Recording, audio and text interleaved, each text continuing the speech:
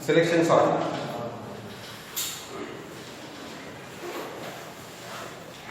In selection sort, we consider a position, and from a position up to the end of the list, we take the smallest element, we find the smallest element, and that smallest number we exchange with the position. Array चा विचार केला तर सुरुवातीला आपण असं जरा consider केलं. Initially we consider that we want to find out the smallest element from the array. To find out smallest element from the array, the technique which we have to use is initially consider first number as the smallest number. Minimum number is equal to A0, and this compare minimum number with remaining all the numbers. म्हणजे पहिला element जो आहे तो smallest consider करा आणि तो बाकीच्या सर्व एलिमेंटशी कंपेअर करा. आणि कंपेअर करताना त्यातला एखादा नंबर जर स्मॉलेस्ट असेल तर तो मिनिमम नंबर म्हणून घ्या आणि मग तो बाकीच्या नंबरशी कंपेअर करा. So we use for r equal to 1, r is less than 10, r plus plus, if a of r is less than minimum number,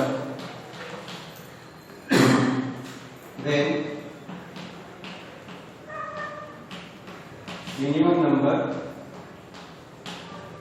equal to a of r. म्हणजे पहिला नंबर जो आहे तो मिनिमम नंबर कन्सिडर करा, तो राहिलेल्या सर्व नंबरशी कंपेअर करा. ठीक आहे. कंपेअर करताना जर का तो नंबर हा मिनिमम नंबर पेक्षा लहान असेल, take that number as a minimum number for next comparison. म्हणजे पुढच्यापासून तो कंपेअर करता जाणार आहे. असा सगळ्यात स्मॉलेस्ट नंबर जो आहे तो मीन नंबर मध्ये येणार. कुठून? 0 पासून 9 पर्यंत. 0 पासून 9 पर्यंत. सिलेक्शन सॉर्ट मध्ये आपण काय करतो? पहिल्या नंबर पासून शेवटच्या नंबर पर्यंत स्मॉलेस्ट नंबर फाइंड आउट करा आणि तो पहिल्या नंबरशी एक्सचेंज करा. Exchange will be the first number. Second time काय करतो? 1 पासून 9 पर्यंत स्मॉलेस्ट नंबर फाइंड आउट करा आणि तो स्मॉलेस्ट नंबर पहिल्या नंबरशी एक्सचेंज करा. Next from 2 to 9 find out smallest number and exchange it with 8. आता आपल्याला काय झालेलं आहे? मिनिमम नंबर जो आहे AR तो मिनिमम नंबर मध्ये आलेला आहे. पहिला मिनिमम नंबर कुठला आपण कन्सिडर केला आहे? A0 कन्सिडर केला आहे. We are considering A0 as a minimum because initially we want to find out the smallest number from 0 to 9. In first pass, we want to find out the smallest number from 0 to 9, and that smallest number we have to exchange with A0. A0 से तो exchange करणं गरजेचं आहे. याच्यामध्ये काय मिळतं? फक्त आपल्याला minimum number मिळतो. मग त्या एक्सचेंज करण्यासाठी we need position also. So we take here minimum position equal to r. A of r indicates minimum number and r indicates the position. And initially our minimum position is 0. ठीक आहे. आता ज्यावेळेला हा for loop complete होईल, ज्यावेळेला for loop complete होईल त्यावेळेला minimum number मध्ये स्मॉलेस्ट नंबर असणार आहे 0 to 9 पर्यंत आणि मीन पोझिशन मध्ये त्याची पोझिशन असणार आहे कोणत्या पोझिशनला तो स्मॉलेस्ट नंबर आहे. आता मिनिमम नंबर मिळालेला आहे, मिनिमम पोझिशन मिळालेली आहे. आता आपल्याला काय करायचं आहे? या पोझिशनचा जो काही नंबर आहे तो A0 शी एक्सचेंज करायचा आहे. A0 चा नंबर आणि मिनिमम पोझिशनचा नंबर हा एकमेकाशी एक्सचेंज करायचा आहे. दोन नंबर जर एक्सचेंज करायचे असतील, समजा x आणि y हे दोन नंबर मला एक्सचेंज करायचे आहे. समजा एक बेंच आहे आणि बेंचवर तीन एक बेंच आहे, तीन खुर्च्या कंबाईन केलेल्या आहेत आणि या ठिकाणी x बसलेला आहे, या ठिकाणी y बसलेला आहे. ही जागा समजा रिकामी आहे. आणि मला x आणि y दोन्ही एक्सचेंज करायचे, x च्या जागी y आणि y च्या जागी x करायचे. तर कसं करणार, कसं करता येईल आपल्याला याच्यामध्ये? 3 चेअर्स आहेत, x आणि y चेअरवर बसलेले आहेत आणि मला तिसरी चेअर रिकामी आहे आणि मला x आणि y एक्सचेंज करायचे. चेअर करता हलवलं नाही कारण चेअर जमिनीत फिक्स केली आहे. कसं करणार? x ला आता इकडे बसवा, म्हणजे ही जागा रिकामी झाली. त्याच्यानंतर y ला इकडे बसवा, म्हणजे ही जागा रिकामी झाली. आणि त्याच्यानंतर x ला इथं शिफ्ट करा. हे 3 स्टेप्स. ठीक आहे. म्हणजे x म्हणजे आपण कन्सिडर करतो a0, y म्हणजे कन्सिडर करणार आहे a मीन पोझिशन. हे दोन नंबर आपल्याला एक्सचेंज करायचे आहे आणि याच्यासाठी हा आपल्याला तिसरा कन्सिडर करणं गरजेचं आहे. So we consider this as a m equal to a0, म्हणजे x ला आपण इनिशियली दुसऱ्या जागेमध्ये शिफ्ट केला. Then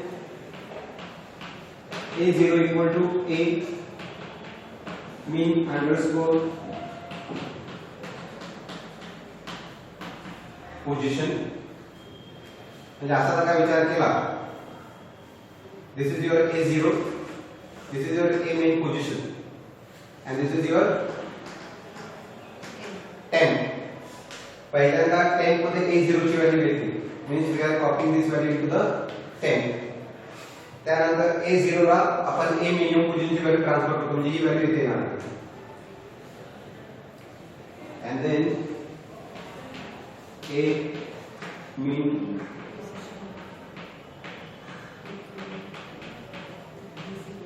position equal to 10. त्यानंतर ही व्हॅल्यू इथे येणार. त्यामुळे ही व्हॅल्यू एक्सचेंज करू.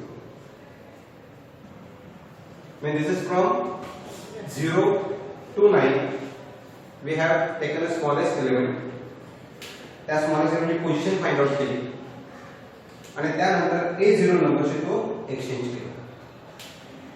बघा समजलं काय प्रोग्राम काय केलेला आहे. प्रोग्राम समजून घेणं गरजेचं आहे. आपल्याला प्रोग्राम पाठ करायचे नाही, आपल्याला प्रोग्रामसाठी समजून घ्यायचं आहे. Variable, it is a variable. काय पण असू any you can take any variable, a b c x y z. एक घेऊ शकत नाही कारण a हा आपला ॲरे आहे. r घेऊ शकत नाही, इथे यूज केलेला आहे. मीन नंबर मीन कुठलाही घ्या, you take any variable. This is to exchange the values. म्हणजे पहिल्यांदा a0 नंबर स्मॉलेस्ट कन्सिडर करा आणि ती 0 पोझिशन ही स्मॉलेस्ट कन्सिडर करा. त्याच्यानंतर राहिलेल्या सर्व नंबरशी कंपेअर करा. आता कन्फ्युजन नको म्हणून मी याची कर्ली ब्रॅकेट टाकतो. हा कर्ली ब्रॅकेट इथे एंडिंग आहे, हा इथे एंडिंग. म्हणजे तो एलिमेंट जो आहे तो 1 पासून 9 पर्यंत सर्व नंबरशी कंपेअर करा. ज्या नंबरशी कंपेअर करतो तो नंबर जर का मिनिमम नंबर पेक्षा लहान असेल तर तो नंबर पुढच्या कंपॅरिझन साठी घ्या आणि ती पोझिशन मेंटेन करा. पोझिशन मेंटेन करणं का गरजेचं आहे? कारण का नंतर स्मॉलेस्ट एलिमेंट फाइंड आउट केल्यानंतर आपल्याला तो 0 पोझिशनची एक्सचेंज करायचा आहे. That is why it is called as a selection sort. We are selecting the smallest number and we are putting at the particular position. आता 1 पासून 9 पर्यंत करायचं असेल तर काय करायला पाहिजे? If you want to do it from 1 to 9, this is from 0 to 9. From 1 to 9 करायचं झालं तर मिनिमम पोझिशन a1.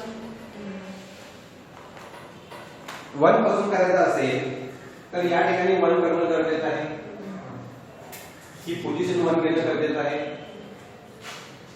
आणि त्याच्यानंतर लिहून घेऊ नका, समजून घ्या. हा 1 पासून सुरू करू, म्हणजे ज्या ज्या ठिकाणी 0 आहे त्या त्या ठिकाणी 1 करणं गरजेचं आहे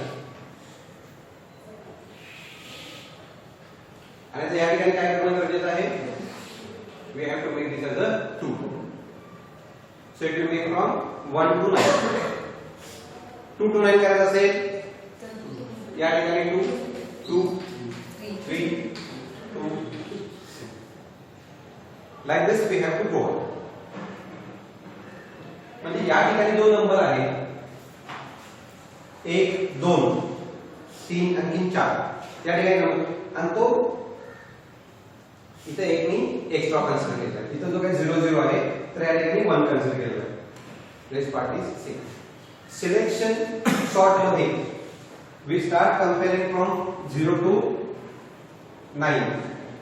Next time 1 to 9. Next time 2 to 9. Next time 3 to 9. म्हणजे हा सेम लॉजिक आपल्याला परत परत रिपीट करायचा आहे. Every time we have to repeat. Initially take here 0, next time 1, next time 2, next time 3.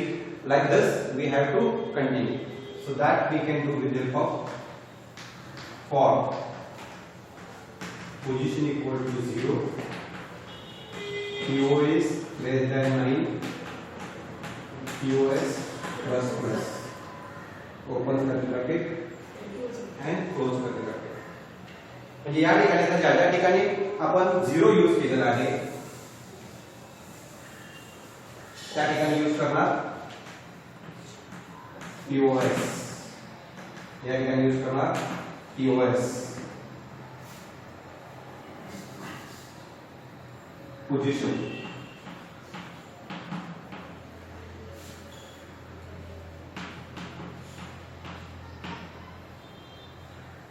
या ठिकाणी येणार आहे आता for r equal to POS plus 1.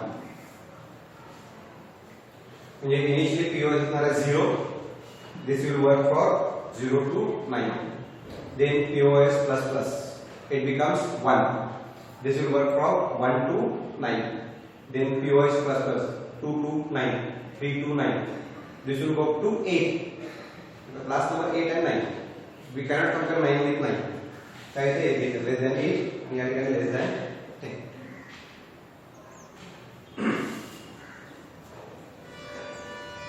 आणि initially तुम्ही 10 numbers read करू शकता.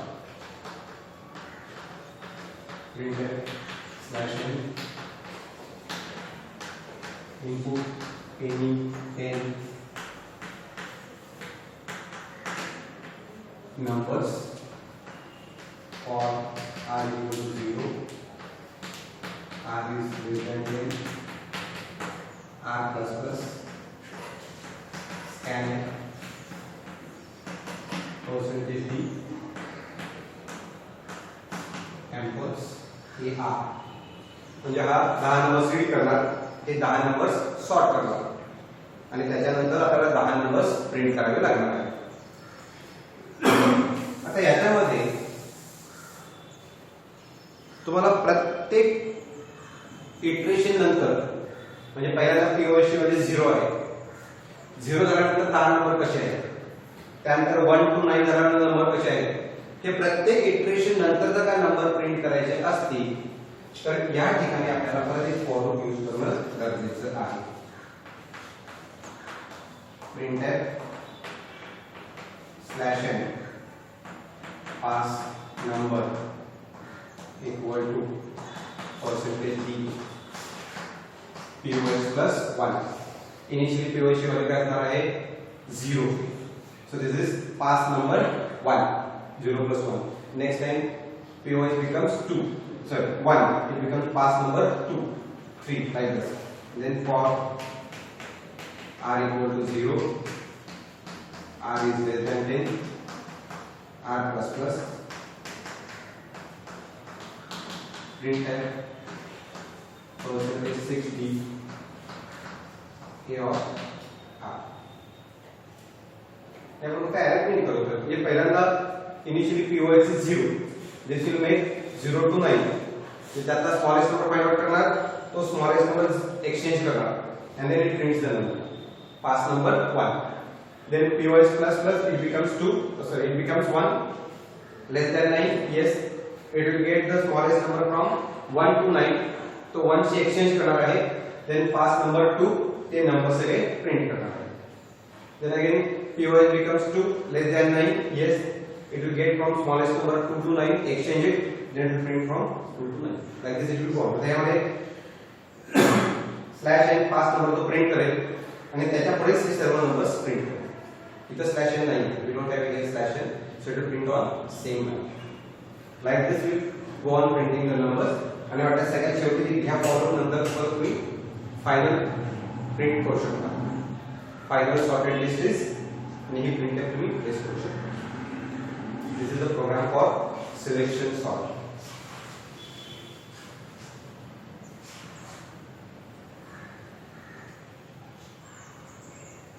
बघा समजतो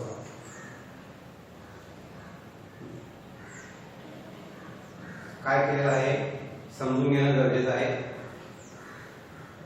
हा प्रॅक्टिकल जेव्हा असेल, पीएचसी जेव्हा प्रॅक्टिकल असेल त्यावेळेला पहिल्यांदा प्रोग्राम हा बघून टाईप करा, कसा रन होतो बघा.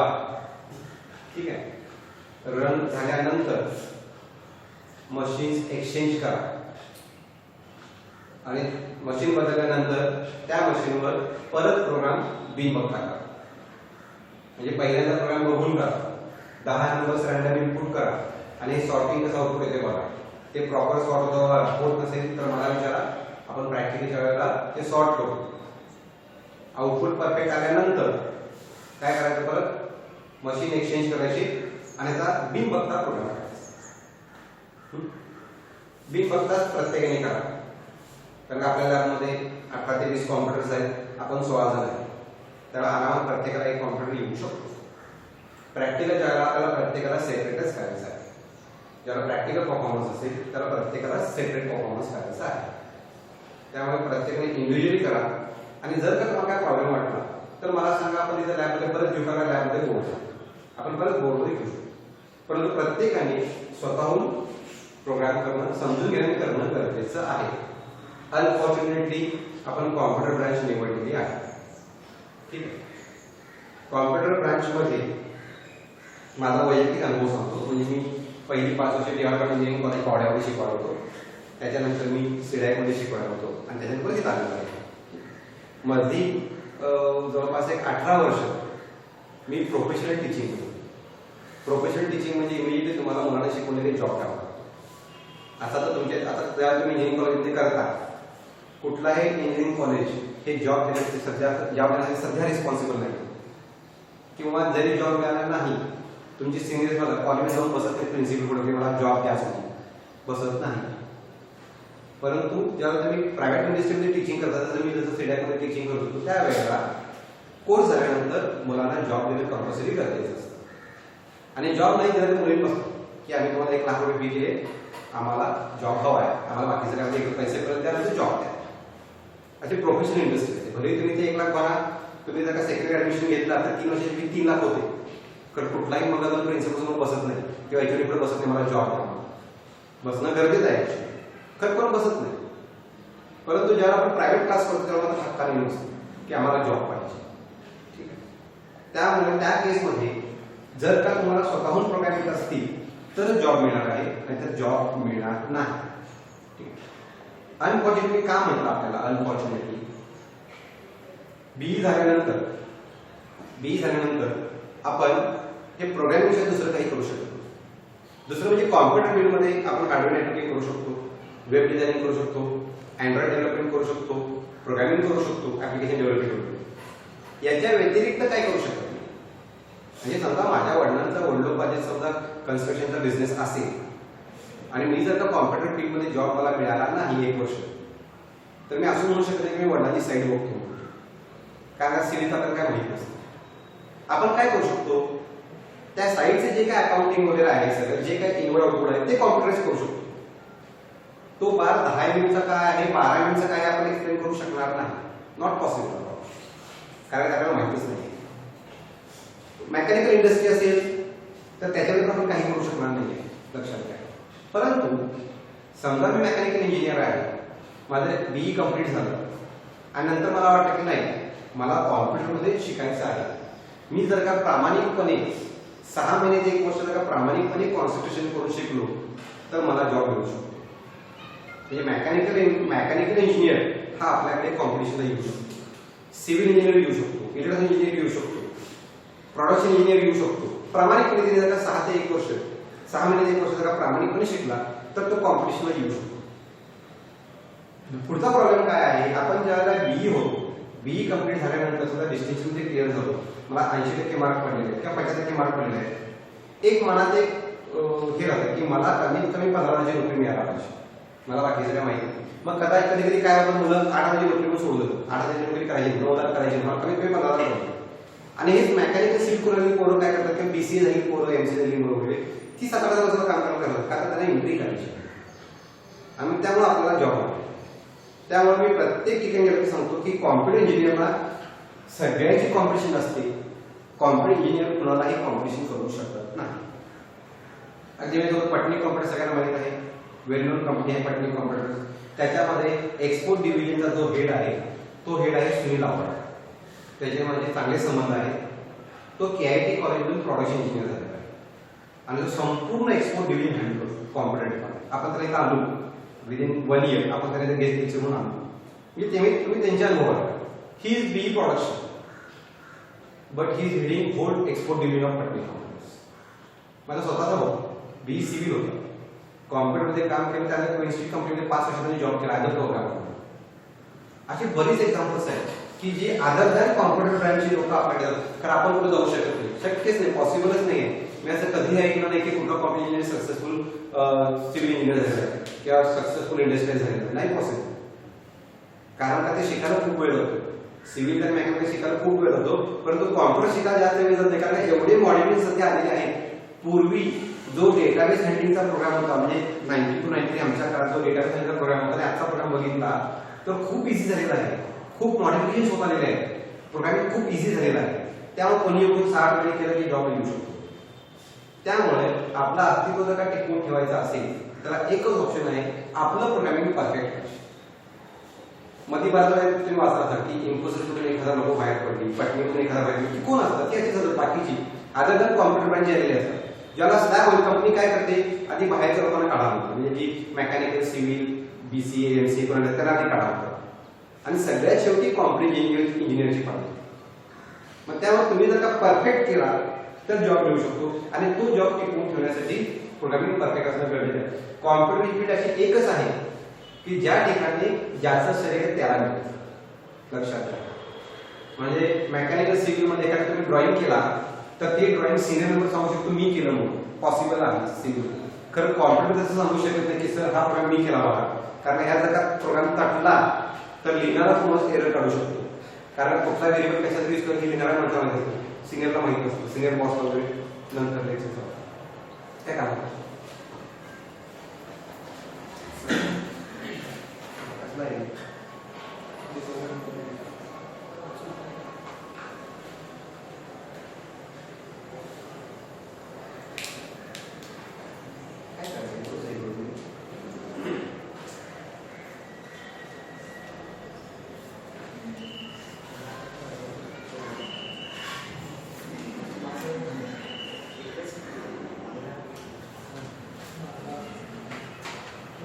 कारण प्रोग्रामिंग मध्ये कुठला व्हेरिएबल काय यूज केलेला आहे, कुठला लूप कशासाठी यूज केला आहे हे फक्त प्रोग्रामर सांगू शकतो, सिनियर मेंबर सांगू शकतो. त्यामुळे ह्याच्यामध्ये तुमचं श्रेय तुम्हाला मिळू शकतो, बाकी दुसरा मला मिळत नाही. त्याच्यामुळे पगार वगैरे जास्त काय ते त्यासाठी पगार जास्त आहे, कारण मी जर का प्रोग्रामिंग सोडून गेलो तर नवीन माणसाला प्रोग्रामिंग रिलीज करत नाही. त्यामुळं माझी इच्छा आहे की माझा कुठल्याही स्टुडंटनी प्रोग्राम पाठ करता तो लक्षातच यायला पाहिजे काय लॉजिक आहे. आणि असं जर का तुम्ही 3 वर्ष केला परफेक्ट, ज्या काही प्रोग्रामिंग लँग्वेज आहेत सी, C++, जावा, ॲडव्हान्स जावा, C# आणि हे वेगवेगळे सिलेबस आहेत, ह्या सगळ्या मला चांगल्या आहेत. ओरॅकल आहे, एसक्यूएल सर्व्हर आहे, हे सगळ्या मला चांगल्या येतात. ह्याच्या मी सगळ्यांच्या एक्झाम्स वगैरे दिलेल्या आहेत, त्या सगळ्या एक्झाम्स क्लिअर केलेल्या आहेत. त्यामुळे माझी इच्छा आहे की हे जे काही प्रोग्रामिंग आहे हे परफेक्ट तुम्हाला स्वतःहून जमायला पाहिजे, तर जॉब मिळणं काय अवघड नाही. मग आपण ज्या वारंवार करू शकतो. खरं पाठ करू नका, अगदी वर्ड टू वर्ड पाठ करू नका, समजून घ्या. नाही समजला परत विचारून परत प्रॅक्टिकल शिकू. परंतु प्रोग्राम हे स्वतः जमायला पाहिजे, आपल्याला पाठांतर करायचं नाही. त्यामुळे प्रोग्राम समजून घ्या. लिहून घ्यायचं असेल तर नेमाच लिहून घ्या, राहिलेला नेमा हा घरी कम्प्लीट करा. म्हणजे घरी तुम्हाला परफेक्ट कळेल कम्प्लीट झाला की लिहून घ्या, नेमाच लिहून घ्या मित्रांनो.